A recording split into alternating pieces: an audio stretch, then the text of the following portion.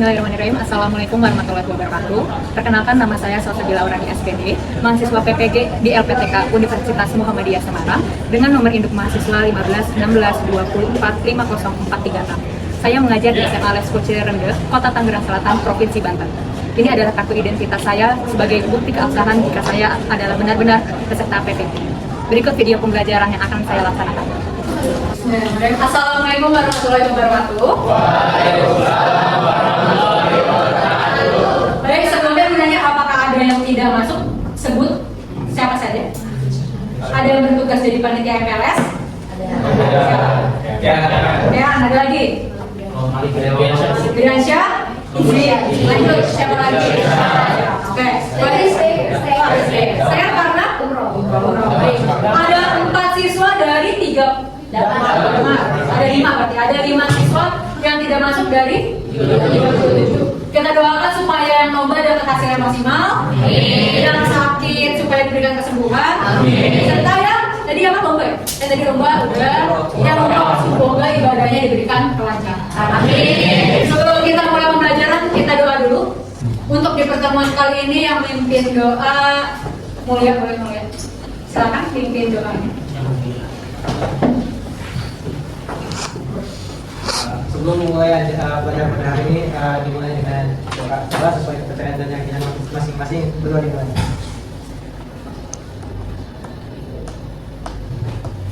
Doa dimulai. Boleh dulu. Oke, pertama di pertemuan hari ini kita akan menindaklanjuti hasil tes diagnostik terkait materi kimia hijau berkelan. Bahasa lain dari kimia hijau apa? Green chemistry. Biasanya di buku-buku kalian ataupun di media sosial ataupun di Google dan yang lain itu bahasanya biasanya menggunakan bahasa green chemistry. Sebelumnya kita berarti kira-kira kalau dari kata green chemistry atau kimia hijau, apa yang akan kita pelajari? Menurut kalian, boleh Irfan Rizky? Menurut saya itu di green chemistry ini kita tuh belajar tentang pendekatan kimia yang berfokus untuk memaksimalkan efisiensi dan meminimalisir efek yang berbahaya dari proses kimia tersebut. Oke, kalau dari kata-kata Irfan Rizky intinya bagaimana kita merancang suatu produk kimia atau suatu proses pengolahan bahan kimia itu lebih efisien, tidak menghasilkan apa tadi, limbah, tidak menghasilkan zat yang berbahaya. Udah belajar dulu nih. Sebelumnya dulu ada beberapa soal itu ada indikator-indikator yang mengidentifikasi suatu bahan. Kalian menebak itu apa? Silakan. Ini main game tebak siapa aku. Yang bisa silakan tunjuk tangan. Gak usah takut salah. Tenang. Soal yang pertama ada di dapur, dipakai buat bersih-bersih, tapi sering juga dipakai buat membuat kue. Boleh yang ini? Boleh, Vika dulu.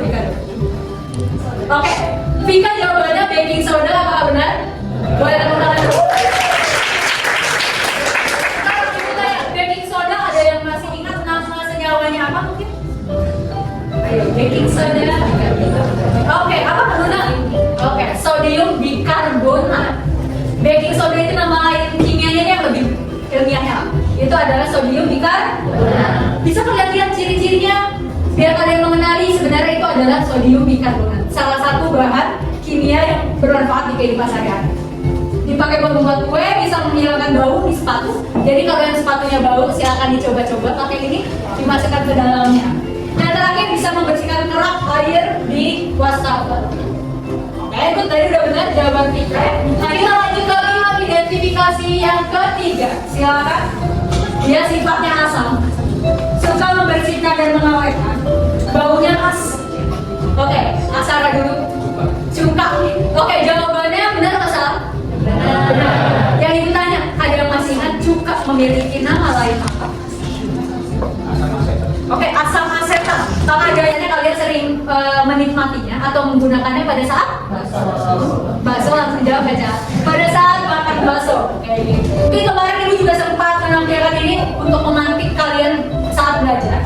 Ibu bisa menampilkan kembali agar kalian punya rasa keinginan belajar supaya mendapatkan ilmu. Lihat, kalian tidak bisa mendapatkan ilmu kalau kalian tidak memenuhi syarat itu. Cerdas, rasa kemauan ingin belajar, ingin berteman, ingin berkomunikasi, bersosial, sabar, biaya, bimbingan guru, dan waktu yang lama. Jadi kalau kalian yang susah menangkap materi secara cepat, tidak apa-apa. Kalian boleh yang namanya belajar bersama teman di luar jam belajar. Oke? Selanjutnya, lihat di sini apa sih yang sebenarnya akan kita laksanakan? Yang pertama, tujuan belajar hari ini, Ibu ingin mengidentifikasi siswa mana yang bisa menjelaskan dan menerapkan konsep green chemistry serta prinsip kimia hijau. Yang kedua, menjelaskan aktivitas yang mendorong fenomena pemanasan global, berpikir kritis serta bergotong royong dalam menyelesaikan permasalahan tentang kimia hijau. Nanti pada saat pelaksanaannya, kalian akan melakukan eksplorasi. Kalian Ibu berikan kebebasan untuk menggunakan handphone, menggunakan laptop, menggunakan sumber belajar lainnya, buku, Google, dan lain-lain. Yang terakhir ini ada investigasi studi kasus, akan ada studi kasus yang berbeda didapatkan. Yang terakhir ada presentasi singkat, cukup 3-5 menit serta tanya jawab. Elaborasi. Di sini gua akan menekankan kepada kalian bagaimana cara bertanya, berpendapat, serta merespon temannya. Penilaiannya Ibu akan melakukan observasi, cara kalian berinteraksi, cara kalian menjawab, serta laporan presentasi proyek, serta yang terakhir ada refleksi akhir individu dan kelompok. Jadi yang akan dinilai antar sesama ya.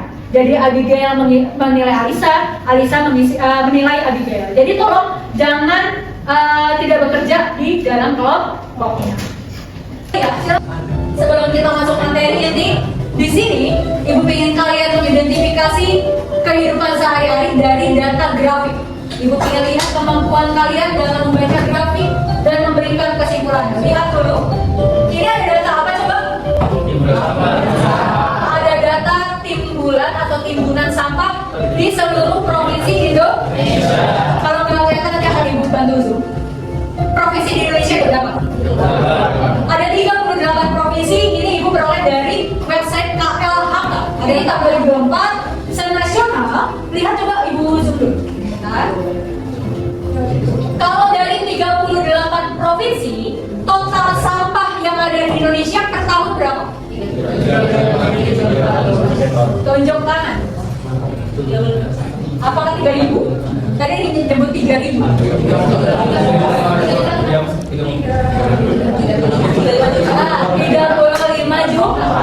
35 juta kubik ton sampah dihasilkan di Indonesia dalam setahun.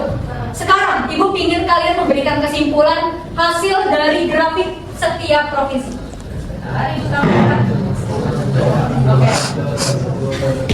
Oke, lihat ini ada dari Aceh dan lain-lain.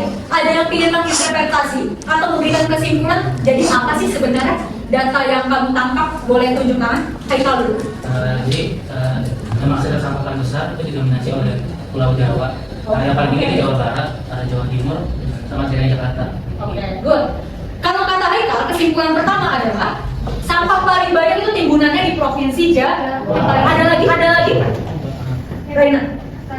Benar yang dikatakan Haikal bahwa tingginya sampah itu didominasi di Pulau Jawa, tapi ada alasannya juga kenapa di Pulau Jawa. Mengingat karena Pulau Jawa itu biasanya merupakan pulau terpusatnya Indonesia dan juga kalau tidak salah merupakan kawasan industri. Sudah pastinya kalau semakin banyak kawasan industrinya atau semakin pusatnya, maka sampah yang dihasilkan juga akan semakin banyak atau semakin tinggi. Good, bagus. Semua boleh tepuk tangan. Mereka bisa menyimpulkan bahwa sampah itu terpusat biasanya di Pulau Jawa. Tadi terendahnya itu adalah Papua. Sekarang itu tanya, kita ada di provinsi mana? Kalau kalian lihat provinsi Banten ada di peringkat keberapa? Lihat, 5. Oke, Banten ternyata adalah 5 provinsi teratas yang paling banyak menghasilkan sampah.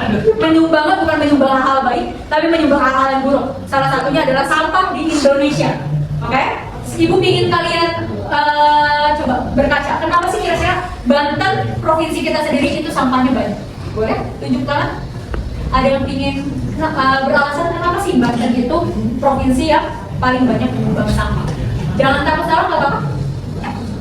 Ada yang mau berpendapat? Kalaupun kalian tidak, oke, boleh cek. Mungkin karena populasinya Populasi Banten, oke, mungkin kalian nanti bisa cari data berapa sih populasi yang ada di Banten sampai bisa menyumbang data kubik ton yang banyak ini tentang sampah. Menurut kalian, kalau Banten sebanyak ini, gimana langkah yang akan kalian lakukan sebagai pelajar buat mengurangi sampah ini? Ada yang mau ngasih ide? Contoh simpel aja, nggak usah yang terlalu susah, nggak apa-apa. Boleh. Dari kampanye. bikin kampanye apa Ki?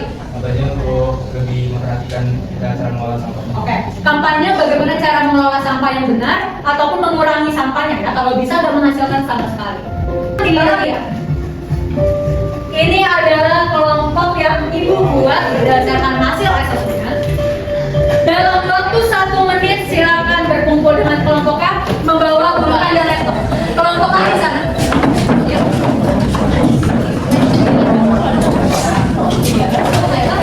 Ibu akan membagikan sebuah studi kasus akan beraktivitas.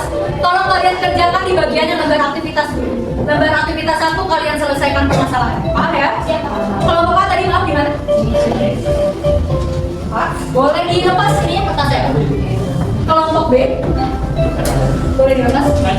Kelompok C boleh dilepas. Sekarang silakan perhatikan ke depan terlebih dahulu. Ibu akan menjelaskan secara singkat mengenai apa yang kita pelajari. Silakan perhatikan. Tadi di awal pembelajaran salah satu siswa Irfan Rizky sudah memberi informasi bahwa yang akan kita pelajari adalah green chemistry. Bagaimana kita melakukan pendekatan untuk membuat produk atau membuat proses atau merancang proses untuk menghasilkan limbah yang sedikit ataupun mengurangi zat-zat yang berbahaya. Silakan lihat pada pelaksanaan green chemistry itu harus sesuai dengan 12 prinsip ini. Yang Ibu tanyakan, apakah ada yang sudah mempelajari 12 prinsipnya? Silakan boleh dilihat ini dulu. Boleh dibaca. Pada saat kalian memberikan ide, tidak harus semuanya terpenuhi. Silakan kalian pilih prinsip mana yang sangat sesuai dengan ide kalian. Silakan dilihat. Ada proses pengurangan limbah. Kalau bisa bukan dikurangi, bahkan ditiadakan. Silakan kalian boleh melihat setiap masing-masing prinsip. Sekarang yang Ibu tanyakan boleh tunjuk tangan. Sebenarnya, mengapa sih kita harus melaksanakan prinsip green chemistry? Ada yang mau menjawab? Kenapa sih kita harus menerapkan 12 prinsip green chemistry? Ada? Jangan takut salah. Oke, Reina boleh. Oke, jadi kalau menurut saya tujuan kita untuk menerapkan 12 prinsip dari green chemistry itu adalah bisa untuk merancang dan memproduksi produk kimia yang lebih aman dan berkelanjutan, dan bisa juga bertujuan untuk mengurangi atau menghilangkan penggunaan zat berbahaya serta meminimalkan dampak negatif terhadap kesehatan manusia dan lingkungan. Boleh tentang dulu semuanya. Yang dijawab Raina itu sejalan dengan yang namanya, ada yang sudah pernah lihat gambar ini? Oke, good ya. Semua yang Raina katakan tadi tujuannya adalah untuk menangani permasalahan yang ada di SDGs ini. Kalau kalian ketahui, ini adalah 17 masalah yang banyak terjadi atau masih terjadi di dunia ini. Gimana cara menyelesaikan 17 permasalahan ini? Salah satunya adalah dengan menerapkan prinsip kimia hijau atau green chemistry. Kalian bisa nanti search dari website SDGs sendiri. Kalian akan mengidentifikasi mana sih yang sesuai dengan permasalahan kalian. Kalian ingin menangani masalah yang mana? Pakai prinsip yang mana, itu yang akan kalian pilih. Searching sebanyak-banyaknya informasi yang ada di setiap website, buku, dan lain-lain. Oke? Sekarang kalian sudah diberikan sebuah lembar aktivitas 1. Silakan dikerjakan dengan semaksimal mungkin berkolaborasi bersama dengan tim. Silakan mengerjakan.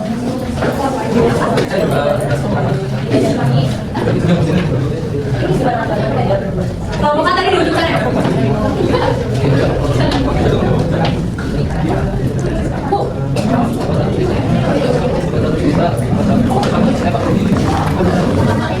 Jika ada yang ingin bertanya, silakan tunjuk tangan. Akan Ibu sampaikan ke setiap kelompok.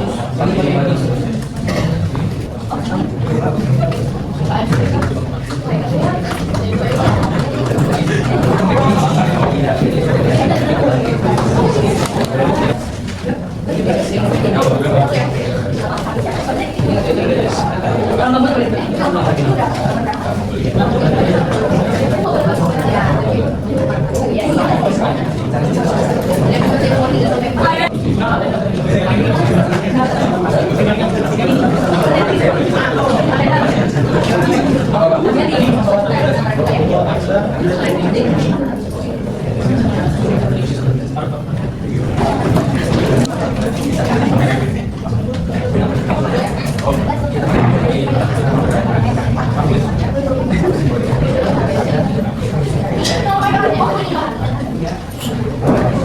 baik, setiap kelompok ibu lihat-lihat sudah ada yang mulai hampir selesai ke tahap refleksi.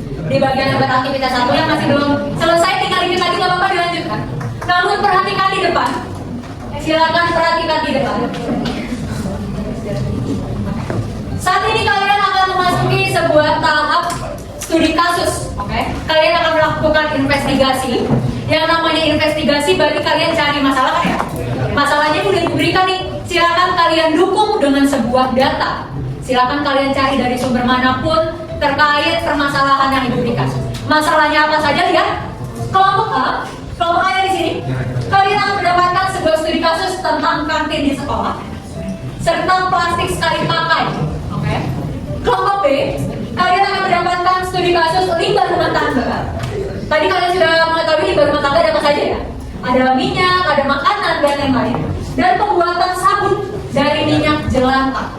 Yang terakhir, kelompok C, kalian diberikan studi kasus mengenai gimana cara melaksanakan kampanye publik tentang produk pembersih berbasis tumbuhan yang sangat efektif untuk disampaikan ke orang-orang, masyarakat terutama.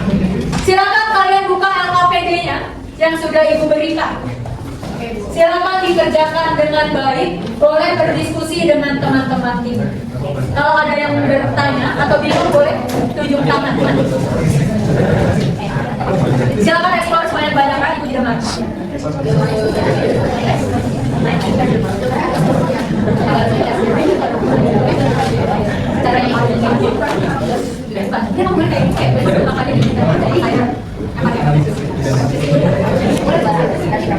Silakan buat sebuah link kolaboratif. Kalian boleh pakai Canva atau mau pakai cara tradisional pakai PPT biasa, pakai Google Dokumen dipersilakan. Ya.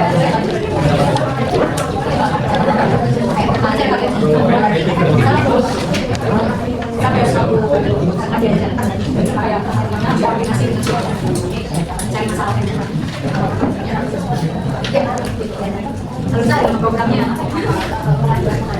Kalian boleh diskusi bersama kelompoknya satu sama lain, saling berbagi ide. Serta mungkin yang memiliki kreativitas tinggi, kalian harus membuat slogan setiap kelompok. Setiap kelompok harus membuat slogan mengenai solusi yang kalian buat. Dalam waktu 20 menit kalian berkolaborasi. Boleh saya nama programnya? Kita kasih dulu. Untuk peraturannya, benar teman-teman paling tidak di kampanye lalu.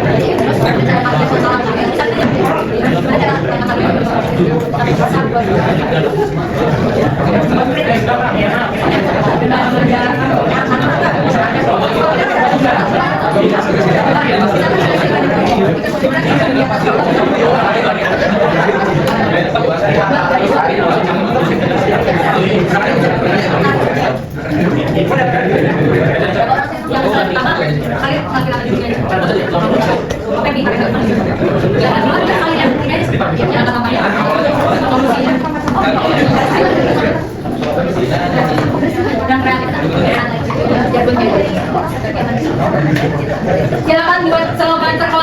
terkait produk ya, terkait apa langkah yang pada langkah tidak.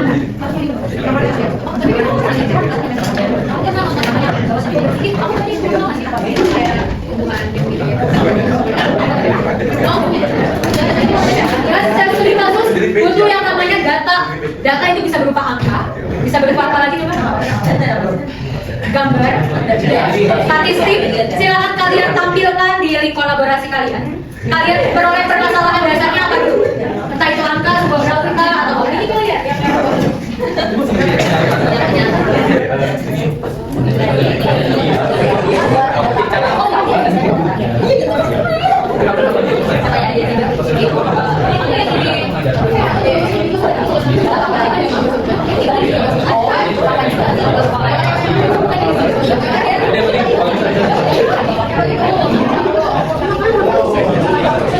Dari sekarang, persiapkan 6 orang yang akan maju presentasi.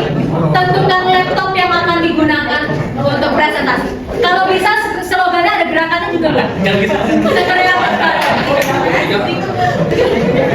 Baik, semuanya tolong dengarkan. Sehabis ini ada kelompok A, ada kelompok C yang maju ke depan. Silakan kepada kelompok A dan B wajib bertanya apapun yang ingin ditanyakan. Oke? Ataupun kalian boleh memberikan kritik ataupun saran namun yang membangun. Blender atau ditumbuk sampai menjadi bubuk yang kasar. Kemudian kita rendam di dalam etanol 3 sampai 5 hari. Kemudian habis kita direndam, baru kita tarik sampai airnya etanol tidak. Oke, ini sudah maju. Tolong berikan pertanyaan apabila ada. Silakan boleh ataupun kritik pun. Caca. Tadi kan ada bisa jelasin manfaatnya dari zero ini. Makanya kalau misalnya side effect-nya ada nggak dalam yang jangka panjang itu atau nggak dalam Ada lagi yang ingin bertanya? Oke. Kira. Iya. Aku mau nanya dari banyaknya hal yang bisa kalian lakuin, kenapa kalian lebih milih bikin shampoo gitu? Padahal kan mungkin bisa coba hal lain. Kenapa kan bikin shampoo? Cukup 2 pertanyaan. Silakan. Ya, kita lebih milih produk ini daripada produk kebersihan lainnya ya. Jadi menurut kami produk shampoo ini belum ada inovasi khusus untuk yang dari tumbuhan sendiri. Kalau deterjen kan seperti di studi kasus kami itu udah ada tuh inovasinya. Nah tapi kami tuh belum menemukan inovasi shampoo. Sementara kan di Indonesia sendiri kan perempuan itu banyak banget dan pasti pakai shampoo limbahnya itu juga banyak banget kan di lingkungan kita. Nah jadi kami pengen menemukan cara untuk mengurangi limbah deterjen shampoo itu di lingkungan. Udah puas? Kira Caca boleh tepuk tangan semuanya. Silakan boleh duduk. Assalamualaikum warahmatullahi wabarakatuh. Halo semuanya, perkenalkan kami dari perwakilan kelompok A, yaitu ada aku Atira, aku Caca. Aku Nafa, aku Pamit. Dan kali ini kami akan membagikan ke kalian tentang kampanye kita untuk masalah ini, yaitu pakai ulang, habiskan makanan. Jadi di sini ada data sampah plastik, seperti bisa lihat sini ada data sisa makanan, ada kayu ranting, kertas, plastik, logam, kain, dan lain-lainnya. Jadi di sini tuh bisa kita lihat bahwa paling besar tuh ada di sisa makanan di 39,7%. Oke. Semuanya pada harus ikutin ya? Ya, Oke, silakan tim A buat nulis. 1, 2, 3. Pakai ulang, habiskan makanan. Oke. Silakan Ibu berikan kesempatan untuk kelompok B dan C buat bertanya. Ya? Oh, Alisa. Aku mau tanya tadi dari kamu tanya di bagian satu edukasi siswa dan guru, gimana caranya kalian mengedukasi siswa dan guru supaya edukasi itu dapat tersampaikan dengan baik dan dapat benar-benar mereka aplikasikan gitu di kehidupan sehari-hari. Bagaimana cara kalian mendapatkannya dan bagaimana kalian memastikan gitu bahwa edukasi itu benar-benar diterapkan. Good. Silakan. Saya Alisa buat pertanyaannya. Pertama, gimana cara kita nyampeinnya? Pasti mungkin dari hal pertama kita bisa nyampeinnya tuh secara langsung dulu untuk seberapa penting sih urgensinya masalah ini, gimana kita membuka simpatinya para siswa biar dia tuh kayak oh ini tuh udah masalah penting loh dan harus segera kita menanggulanginya.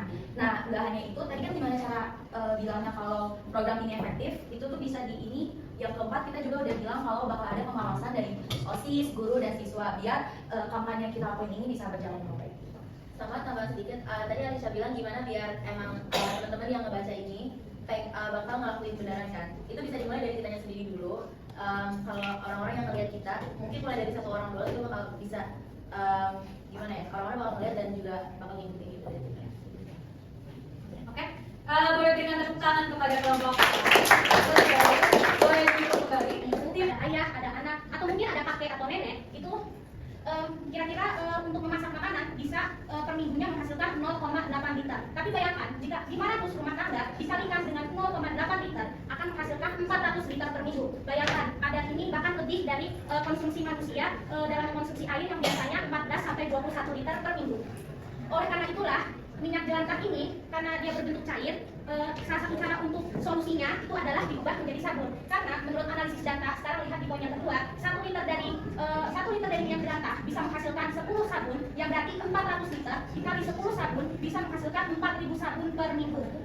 Oleh karena itulah manfaat minyak jelantah menjadi sabun itu ada dua. Yang pertama, kurangi limbah tentu saja. Yang kedua, sudah pasti untuk tambah nilai ekonomi edukasi masyarakat.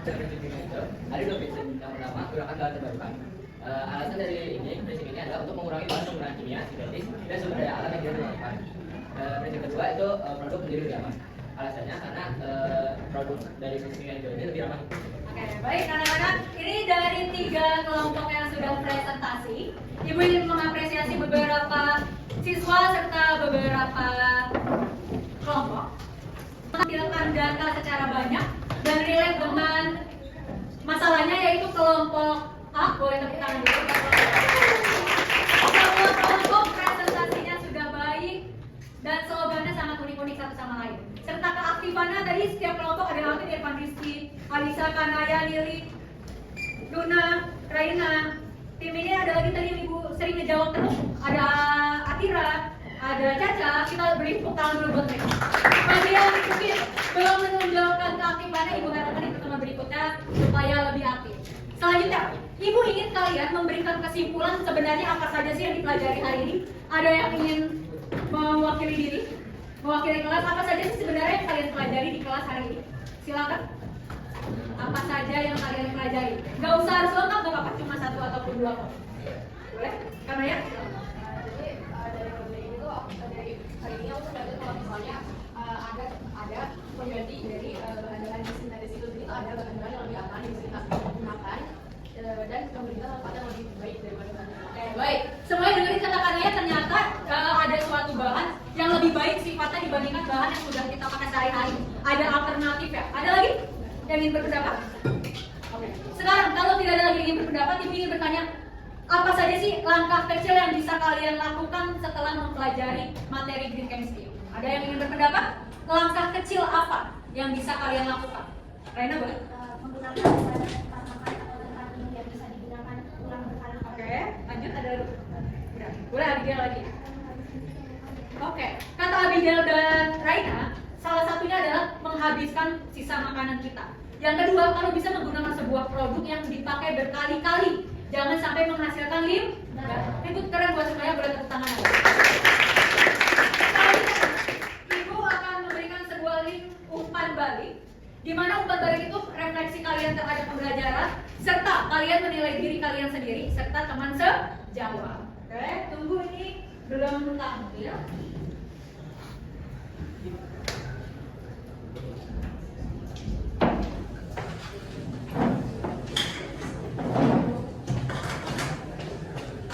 Silakan semua siswa membuka HP-nya serta scan barcode yang ada di sini. Sambil kalian mengerjakan, Ibu akan memberikan tugas di pertemuan selanjutnya, serta kalian harus belajar apa? Kalian punya Instagram kelas? Kalau belum punya, silakan buat Instagram kelas. Di mana postingannya silakan yang pertama adalah kalian membuat desain. Gimana caranya kalian mensosialisasikan prinsip green chemistry ini di kehidupan sehari-hari. Oke? Kita ketemu lagi di pertemuan berikutnya. Tolong belajar terkait penerapan lainnya. Sudah paham? Oke, jika sudah paham, Ibu ingin satu siswa menutup pembelajaran dengan berdoa. Untuk kali ini yang mimpin menutup doa adalah Tatenda. Boleh Tatenda? Sebelum mengulangi pelajaran, mari kita berdoa sesuai agama masing-masing. Doa dimulai. Selesai. Baik, terima kasih atas pertemuan hari ini. Wassalamualaikum warahmatullahi wabarakatuh. Waalaikumsalam.